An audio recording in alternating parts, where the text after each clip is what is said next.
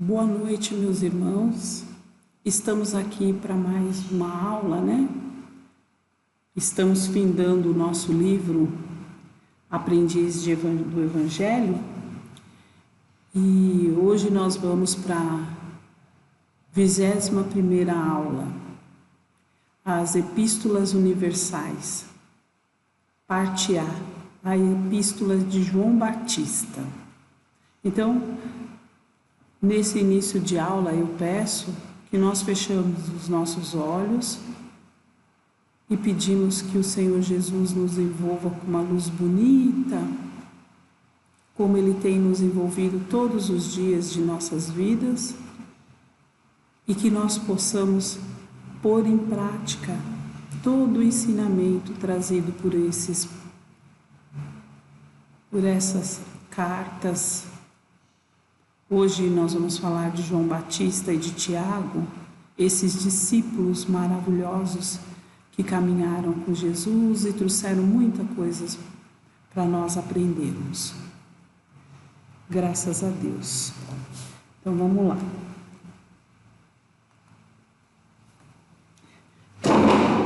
Epístola de João.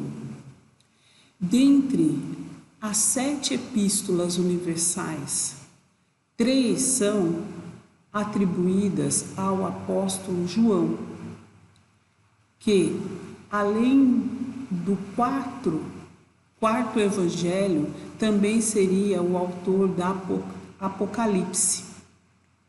Então, pessoal, João Batista traz para a gente todas as cartas, né? As suas 7 epístolas, 7 cartas.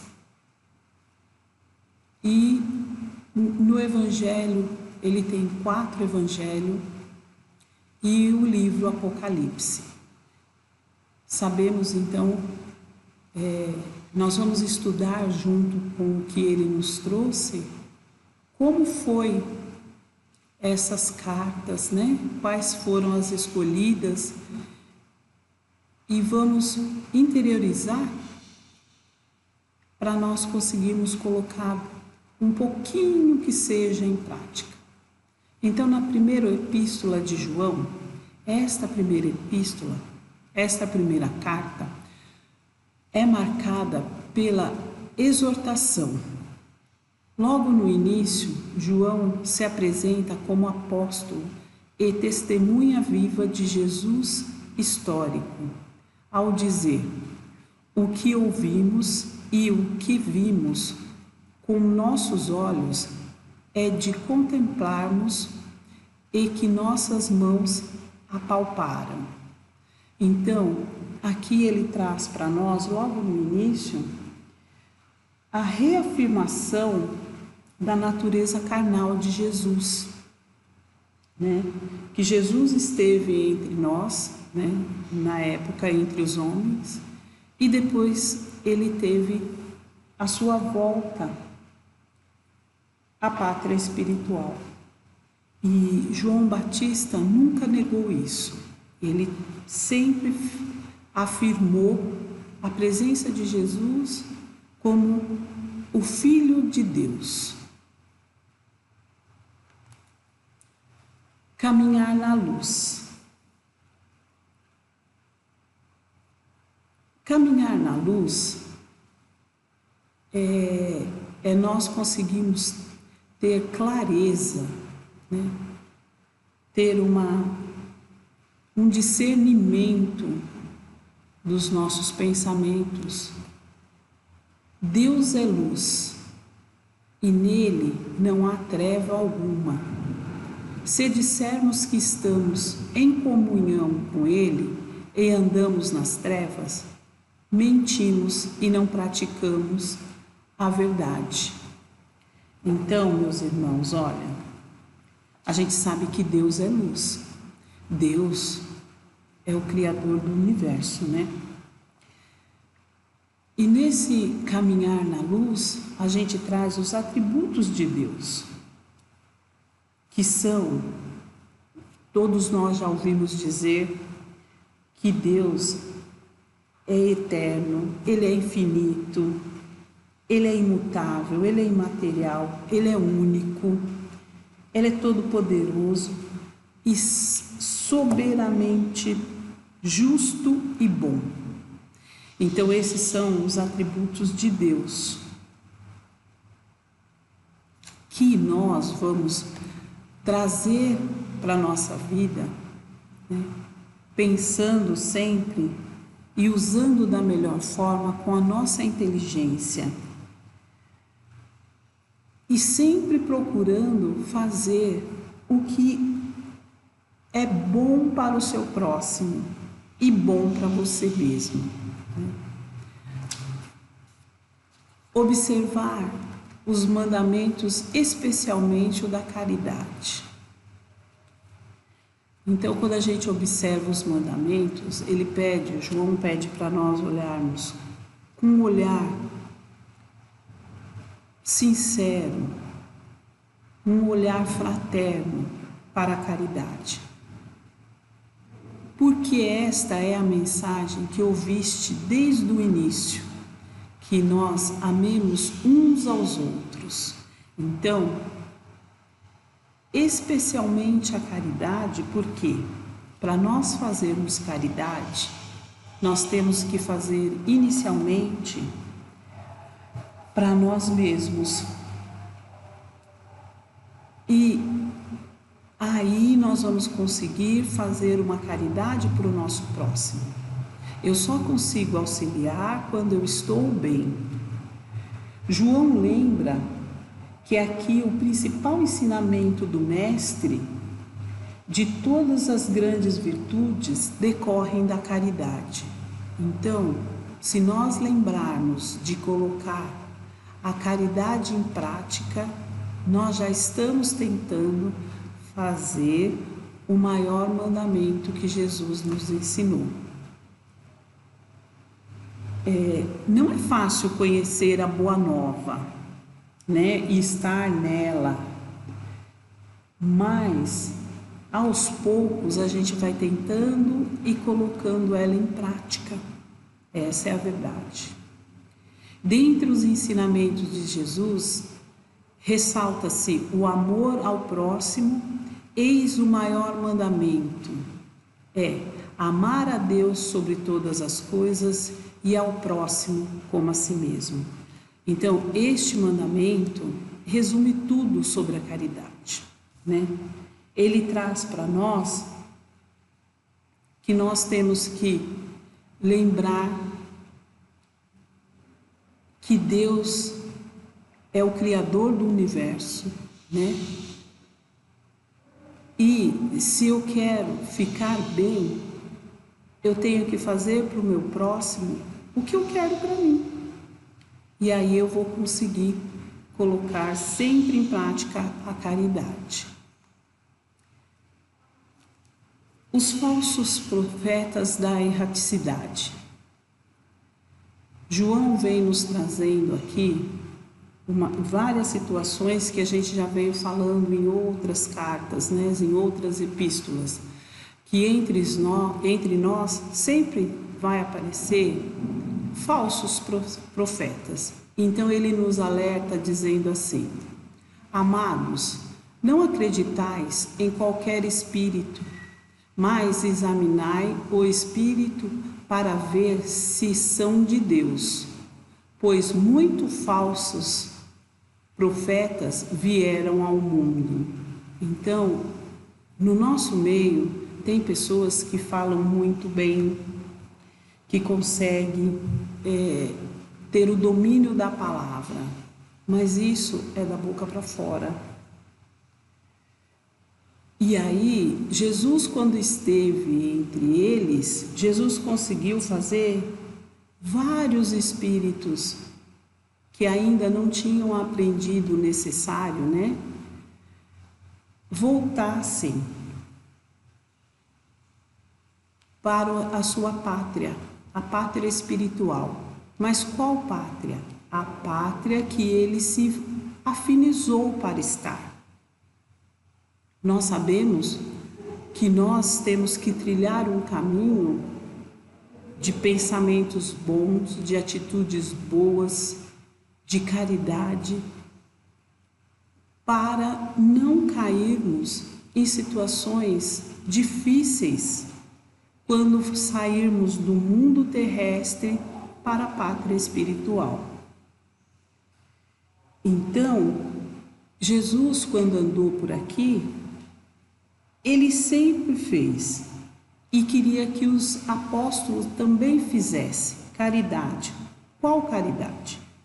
Curar os enfermos, ressuscitar os mortos, purificar os leprosos e expulsar os demônios.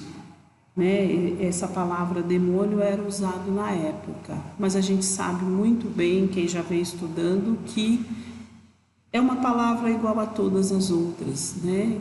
E a gente sabe que são irmãos que ainda não aprenderam e estão aí tentando melhorar.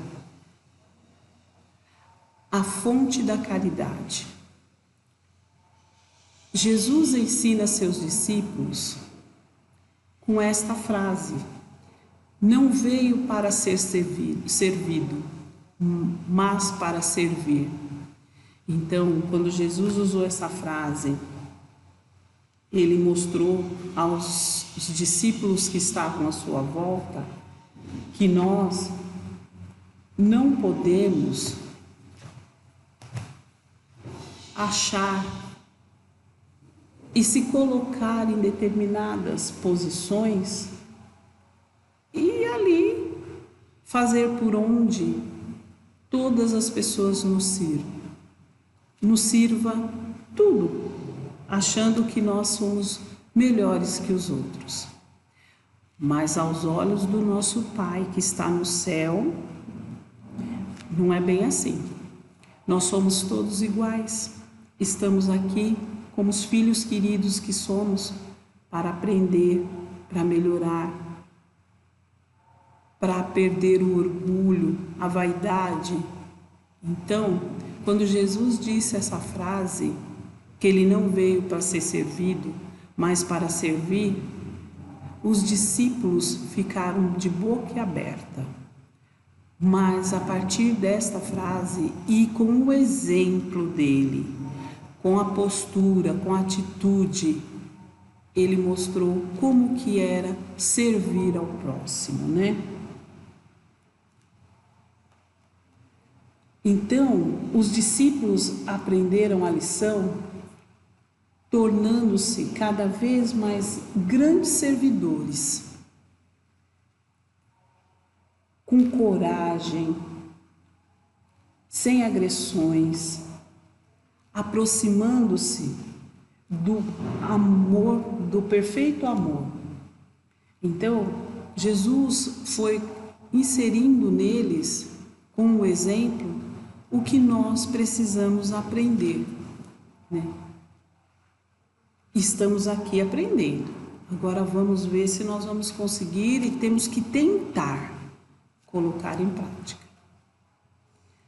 A segunda epístola de João, esta carta, assim como a terceira, é pequena, é uma carta pequena.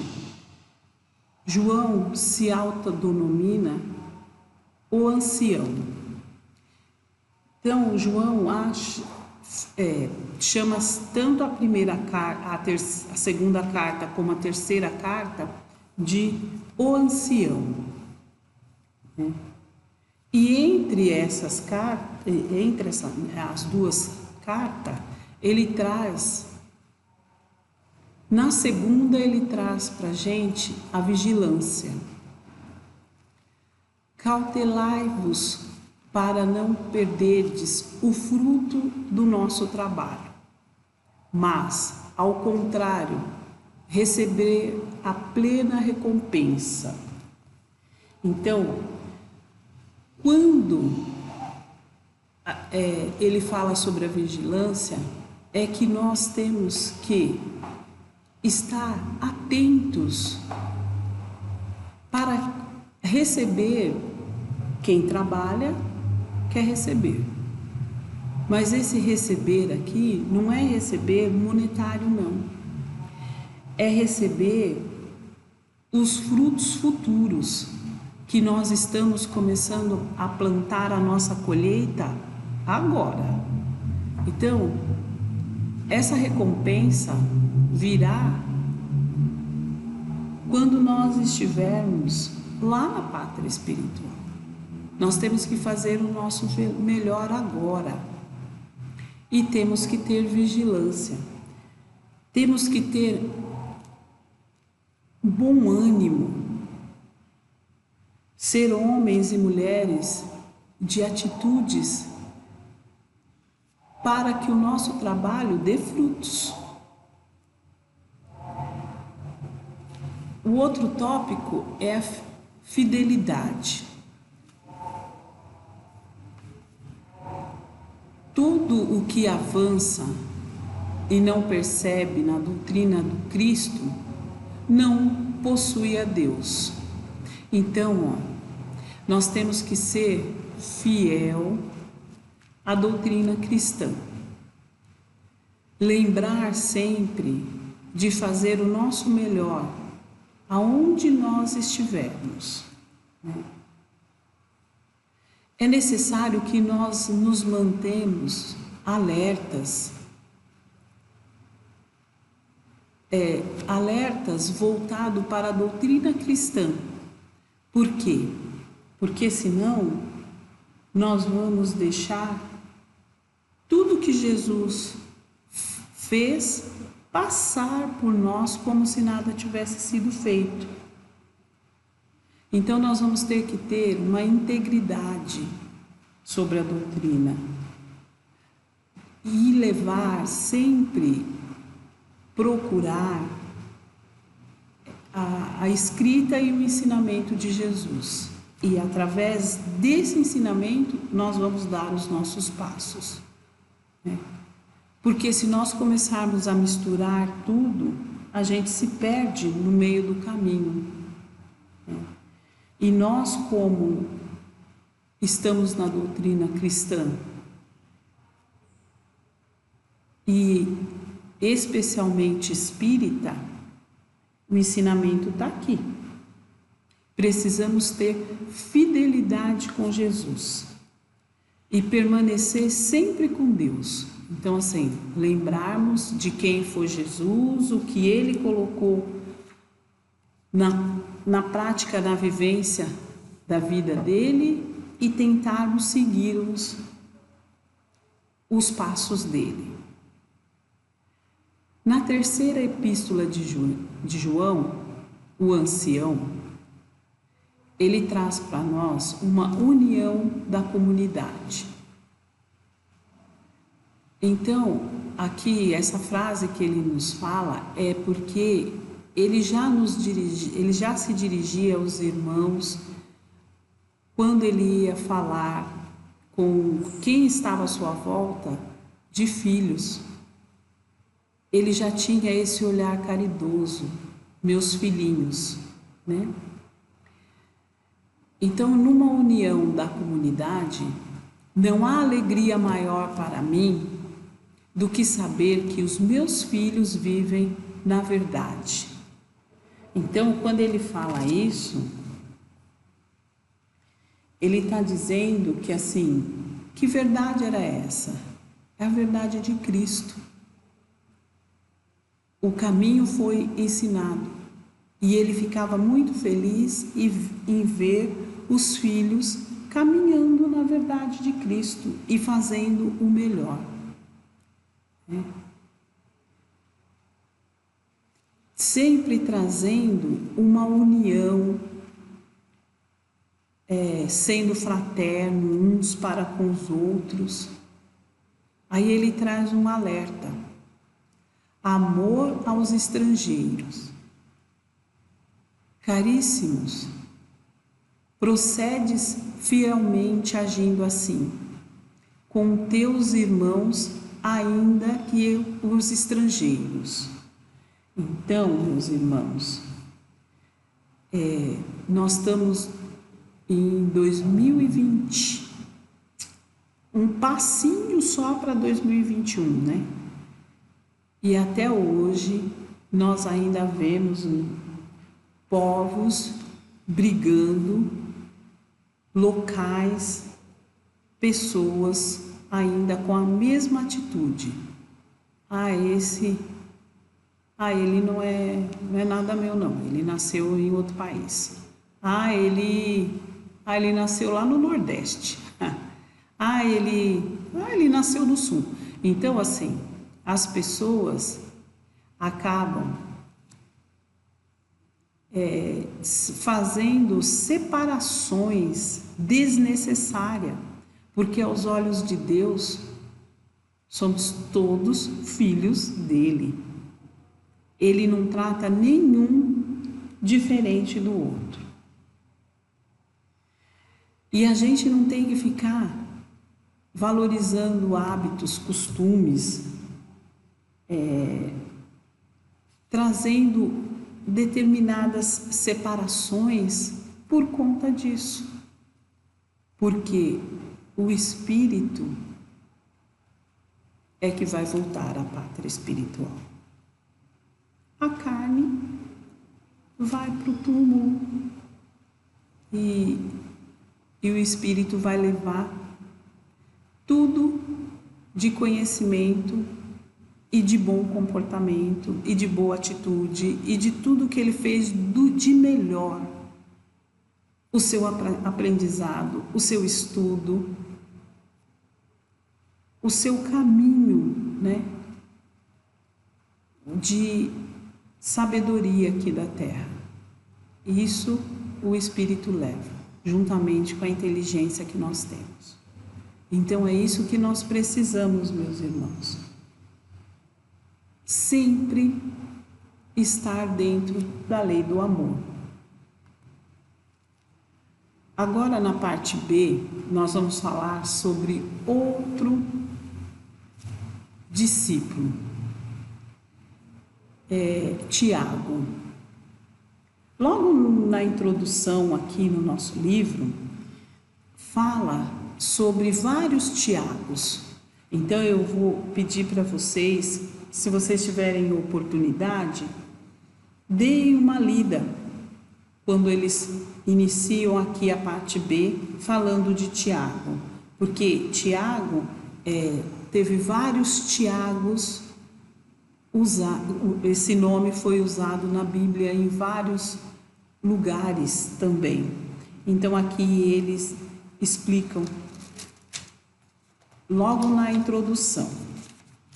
Mas o nosso Tiago, esse Tiago que eu irei falar, é o discípulo que caminhou e foi mostrando também o seu trabalho dentro da vinha do mestre, valorizando, trazendo o conhecimento que ele, ao longo de estar ali naquele povo, estudando, caminhando, fazendo servir o próximo, ele mostrou para nós nas cartas que ele trouxe.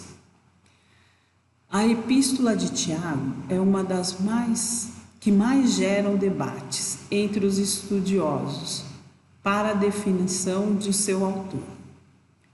Tiago inicia apresentando-se como servo de Deus e do Senhor Jesus Cristo.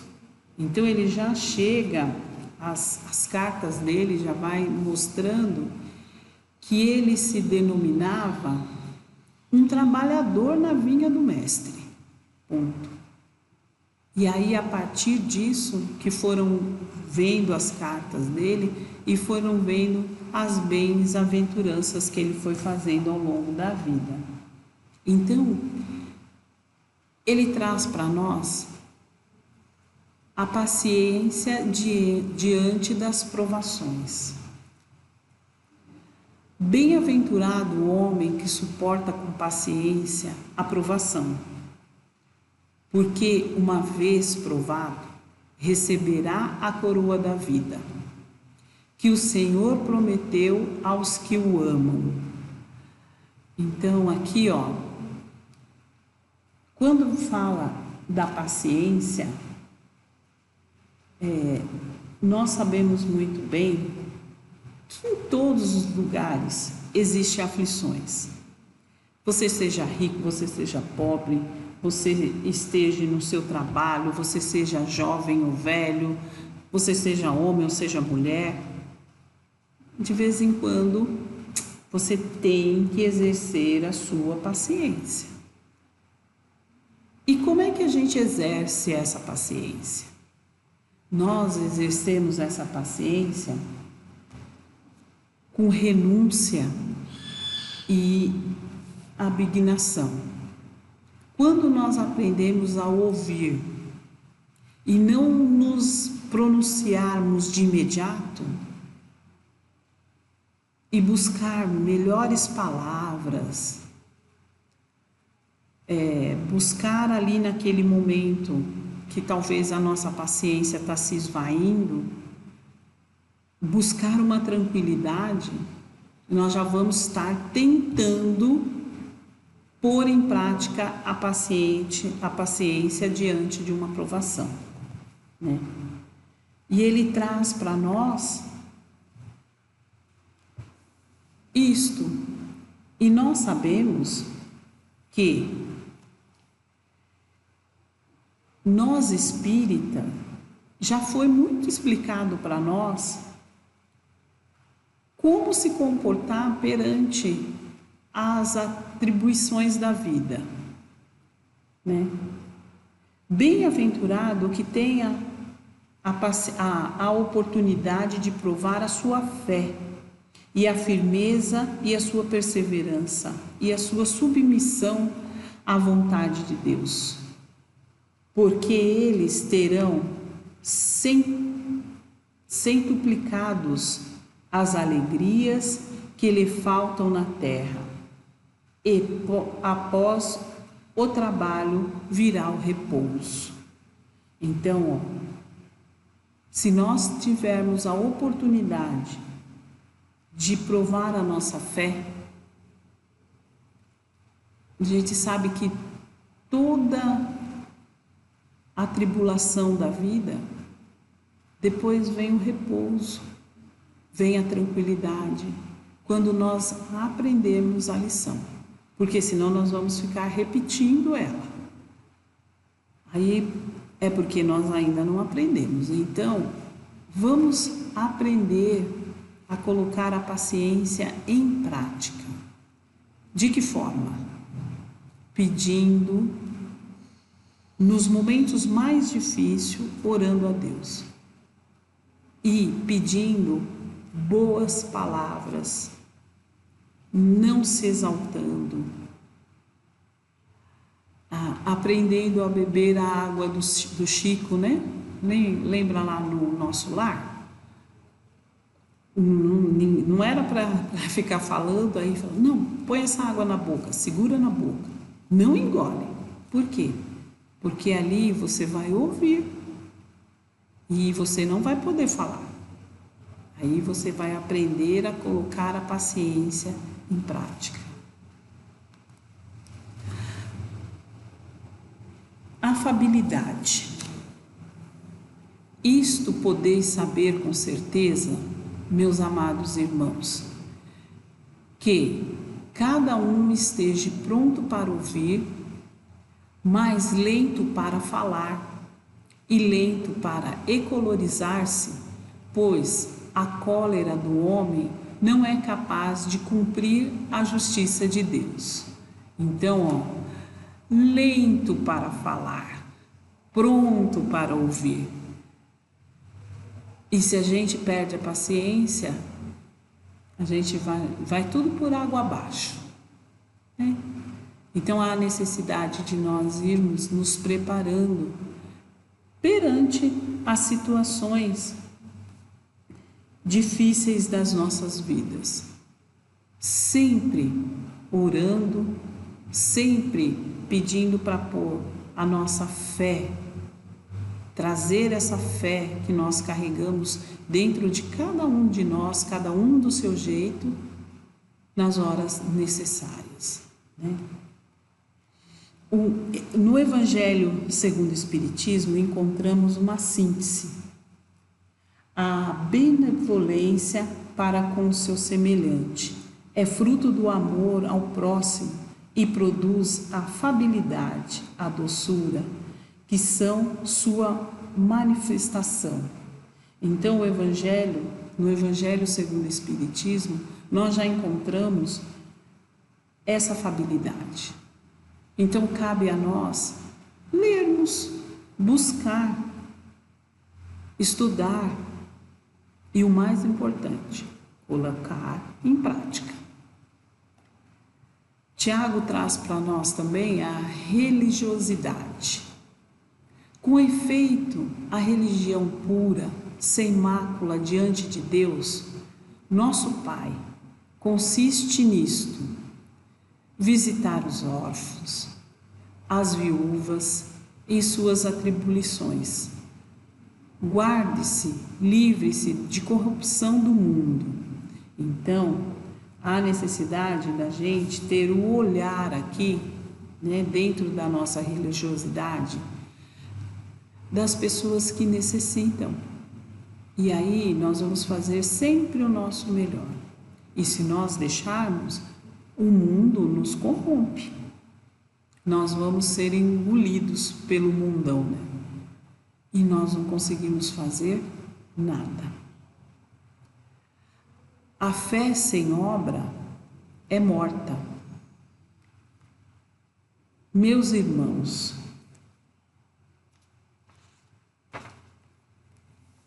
se alguém disser que tem fé, mas não tem obra, o que ele aproveitará isso?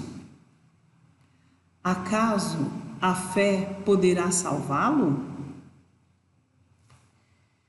Então, aí Tiago traz o seguinte para nós aqui no livro, Que proveito pode haver? Indaga Tiago. Nenhum, podemos dizer, pois é uma fé morta. Tiago, em sua epístola, conclama com todos que cultivaram a fé viva. Essa fé manifesta-se através das obras. A verdadeira fé é o combustível que alimenta o espírito e torna capaz de grandes realizações. Então, meus irmãos, quando nós temos fé, nós vamos ter coragem. Quando nós temos coragem, nós temos determinação. E quando nós temos determinação, nós vamos ao trabalho. E aí a nossa obra vai se iniciar. Então há a necessidade de nós colocarmos a mão na massa e fazer o que é necessário. Fazer com que a nossa fé esteja ali firme e forte nos sustentando para nós fazermos o que é necessário. E, meus irmãos, e quando eu falo o que é necessário, não é longe não, é dentro das nossas próprias casas, nas nossas ruas, aonde nós estivermos. Nós vamos sempre procurar fazer o nosso melhor. A prudência com a palavra. Notei também que os navios, por maiores que sejam, impelidos pelos ventos impetuosos, são conduzidos por um pequeno leme para onde quer que a vontade do timoneiro os dirija. Assim também a língua, embora seja um pequeno membro do corpo, seja jacta um grande defeito. Notei como pequeno fogo incendiar florestas imensas. Ora, também a língua é fogo. Então, meus irmãos, quando ele fala aqui para nós, prudência com a palavra, é nesse sentido aqui, que nós temos que saber o que é que nós vamos dizer. Se nós não sabemos o que vamos dizer, ou o que nós vamos dizer vai causar alardes, é melhor que a gente feche a nossa boca e não fale nada. Aqui no nosso livro ainda tem uma análise, dizendo assim: quantos males poderiam ser evitados se fôssemos prudentes com as palavras? Quantas famílias não foram destruídas por palavras maldosas? Quantas amizades não foram desfeitas por línguas ferinas? Concluímos dessa forma que a prudência com a palavra é um dever de todos os cristãos. Eis o que sempre buscará conciliação, a união, a fraternidade. O cristão acrescenta-se e fará aos outros aquilo que quer que faça para si. Então, quando nós formos falar alguma coisa e automaticamente talvez aquilo vai ferir alguém, se coloque no lugar do outro e não fale. Há necessidade de nós sermos prudentes sempre. Não julgar. Não fales mal uns dos outros, irmãos. Aquele que fala mal do seu irmão ou julga o seu irmão, fala mal da lei e julga a lei. Ora, se julgas a lei, já não praticas a lei, mas te faz juiz da lei. Então aqui, meus irmãos, quando Tiago fala dessa lei, que lei é essa? Essa é a lei de Deus, a lei divina.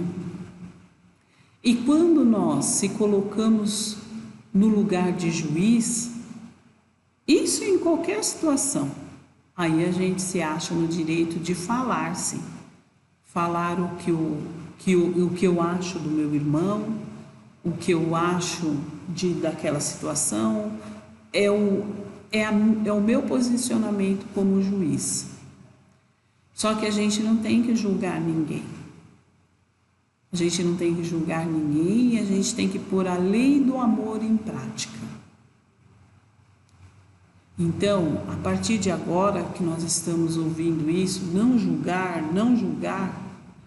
automaticamente, quando eu tiver que falar alguma coisa, seja de quem seja que for, eu tenho que lembrar que eu não sou juiz e que tem uma lei maior, que é a lei divina, que rege todos nós. E aí, ele traz para nós também, Tiago, a oração.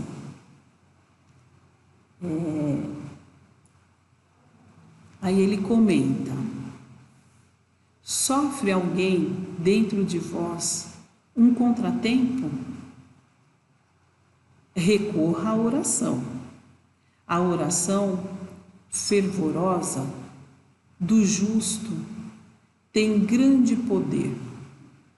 Então, meus irmãos, nós temos que lembrar que nos momentos de contratempo da nossa vida, nós temos que recorrer à oração.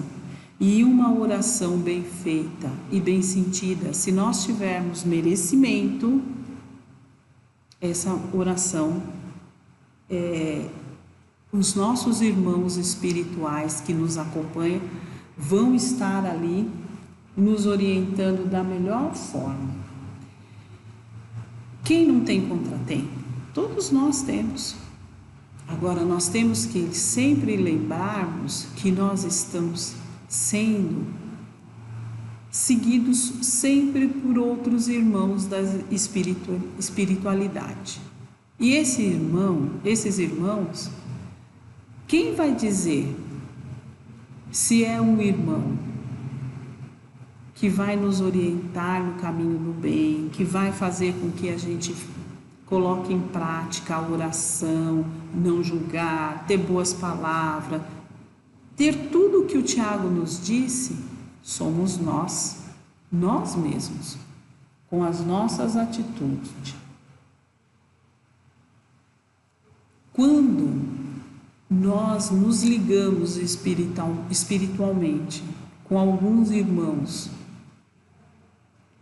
de pouca luz, é porque nós estamos dando a esse irmão guarida. Então há necessidade de nós fazermos sempre a nossa parte. E qual é a nossa parte?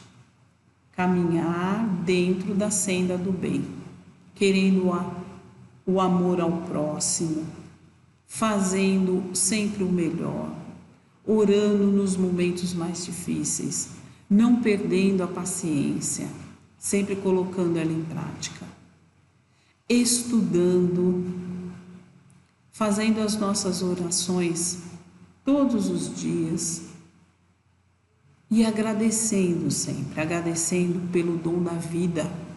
Nós temos uma vida maravilhosa, todos nós. Aquele que faz prece com fervor e confiança se torna mais forte contra as tentações do mal. E Deus lhe envia bons espíritos para assistir. Então, quando nós nos colocamos no caminho do bem e temos atitudes assim, dentro do bem, tudo tende a melhorar. E com esta imagem, meus irmãos, do nosso Senhor Jesus nos olhando, esse olhar tranquilo, eu agradeço e peço a todos que leiam a aula, que aqui eu trouxe uma síntese, mas o teor da aula é muito maior. Senhor Jesus, eu agradeço a sua presença de nos acompanhar e nos fazer dar um passo de cada vez no caminho do bem. Obrigado a todos. Assim seja, graças a Deus.